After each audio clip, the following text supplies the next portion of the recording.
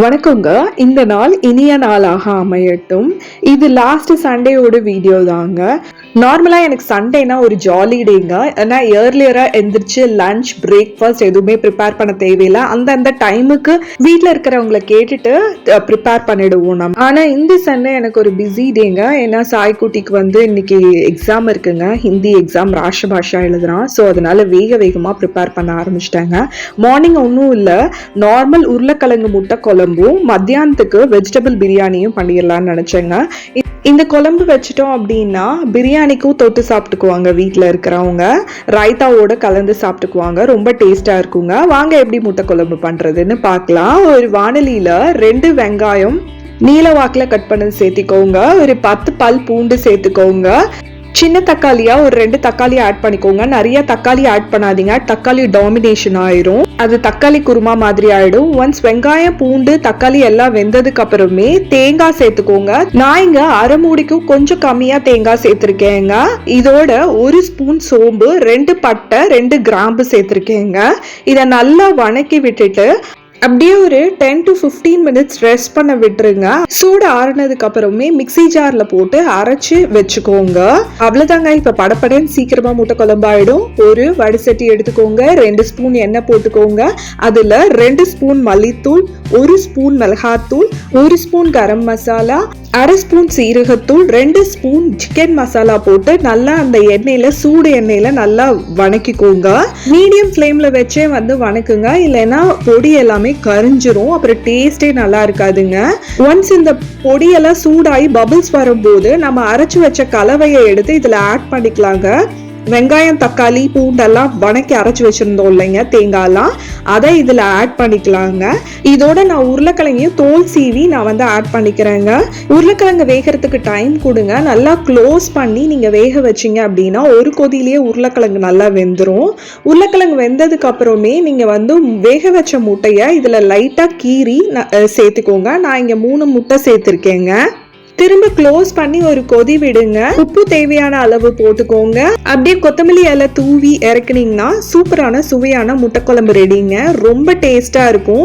நம்ம இங்க ஏன் முட்டையை கீறி சேர்க்கிறோம் அப்படின்னா உள்ள இருக்க மசாலாஸ் எல்லாமே உள்ள போய் பைண்ட் ஆகுங்க. அது சாப்பாடுல வச்சு சாப்பிடும்போது ரொம்ப டேஸ்டா இருக்கும். சாப்பாடுலயோ இல்ல தோசைக்கோ சப்பாத்திக்கோ வச்சு சாப்பிடும்போது ரொம்ப டேஸ்டா இருக்குங்க. அந்த மசாலாவோட சேர்த்து வரும். நான் இன்னைக்கு மார்னிங் தோசை செஞ்சிருந்தேங்க. தோசைக்கும் அதே குழம்பு நல்லா இருக்குங்க. குழம்பு நான்வெஜ் டேஸ்ட்ல இருக்குங்க. சூப்பரா இருக்கும். இன்கேஸ் சளி ரொம்ப ஜாஸ்தியா இருக்கு குழந்தைங்களுக்கு அப்படின்னா நீங்க மிளகாத்தூள் ஆட் பண்ணாம கடைசியா மிளகுத்தூள் ஆட் பண்ணிக்கலாங்க. மல்லித்தலை ஆட் பண்றதுக்கு முன்னாடி மிளகுத்தூள் ஆட் பண்ணி இறக்கிட்டீங்க அப்படின்னா சூப்பரா இருக்குங்க. அந்த டேஸ்ட்டும் ரொம்ப நல்லா இருக்கும். அப்படியே மத்தியானம் லஞ்சும் கையோட ப்ரிப்பேர் பண்ணிட்டேங்க. வெஜிடபிள் பிரியாணி தாங்க. அதுக்கு ஒரு குக்கர்ல 2 ஸ்பூன் எண்ணெய் விட்டு 2 பட்டை, 2 கிராம்பு, கொஞ்சோண்டு ஏலக்காய் போட்டு 2 பெரிய வெங்காயம் நீல வாக்குல கட் பண்ணது அதையும் நல்லா வணக்கி விட்டு ஸ்பூன் இஞ்சி பூண்டு பேஸ்ட் போட்டு நல்லா பச்சை வாசனை போகிற வரைக்கும் வணக்கி விட்டுக்கோங்க. 1 பச்சை மிளகாய் போட்டிருக்கேங்க. 2 தக்காளி, 1 கைப்பிடி புதினா மல்லி ஆட் பண்ணிக்கோங்க. எல்லாத்தையும் நல்லா வணக்கி விடுங்க. தக்காளி நல்லா சாஃப்ட் ஆகிற வரைக்கும் வணக்கி விடுங்க. இதுல உப்பு கலந்துக்கோங்க. சீக்கிரமா தக்காளி நல்லா சாஃப்ட் ஆகும். இதுல தேவையான வெஜிடபிள்ஸ் ஆட் பண்ணிருக்கோங்க. நான் இங்க கேரட், பீன்ஸ், உருளைக்கிழங்கு, பட்டாணி ஆட் பண்ணிருக்கேங்க. நீங்க நூல்கோல், பீட்ரூட் இந்த மாதிரி கூட நீங்க ஆட் பண்ணிக்கலாம். காயை நல்லா பெரட்டி விட்டுட்டு மசாலாஸ் ஆட் பண்ணிடலாங்க.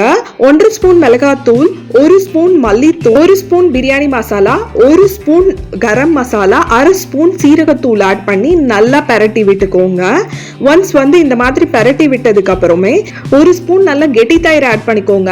இது நான் வீட்டுல போட்ட தயிர் தாங்க. காய் கலவைய நல்லா தயிரோட சேர்த்து பெரட்டி விட்டுக்கோங்க. நான் இங்க நார்மல் பொன்னி ரைஸ் தாங்க சேர்த்த போறேன். ஒரு ஆளாக்கு அரிசிக்கு 2.25 டம்ளர் தண்ணி ஊத்த போறேங்க. ஏன்னா நான் ஒரு ஆளாக்கு அரிசி தான் போட்டிருக்கேன். தண்ணி ஊத்தி எல்லா கலவையும் நல்லா பெரட்டிக்கோங்க. பெரட்டினதுக்கு அப்புறமே உப்பு பாருங்க.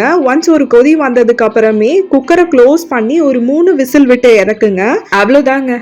சிம்பிளான பிரியாணி ரெடிங்க. ஒரு கரண்டி போட்டு சைட்ல இருந்து எடுத்து கிளறி விடுங்க. அப்பதான் அரிசி என்ன ஆகாதுன்னா உடையாம இருக்கும்.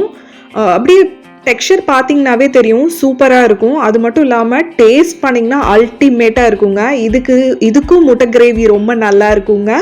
இதோட முட்டை கிரேவி ரைத்தாவோட சேர்த்து சாப்பிட்டா ஐயோ அமிர்தம். என்னங்க அமிர்தம், இதுதாங்க தேவாமிர்தம். சாய்க்குட்டி பிரேக்ஃபாஸ்ட் சாப்பிட்டாங்க. மத்தியானமும் ஒரு எக்ஸாம் இருக்குது. மார்னிங் ஒரு பேட்ச், ஆஃப்டர்நூன் ஒரு பேட்ச் எக்ஸாமுங்க. ஸோ அதனால் அவன் வந்து லெமன் ஜூஸ் ப்ரிப்பேர் பண்ணி நான் எடுத்துகிட்டு போகிறேன் அப்படின்னு சொல்லிட்டு அவனே லெமன் ஜூஸ் ப்ரிப்பேர் பண்ண ஆரம்பிச்சிட்டாங்க.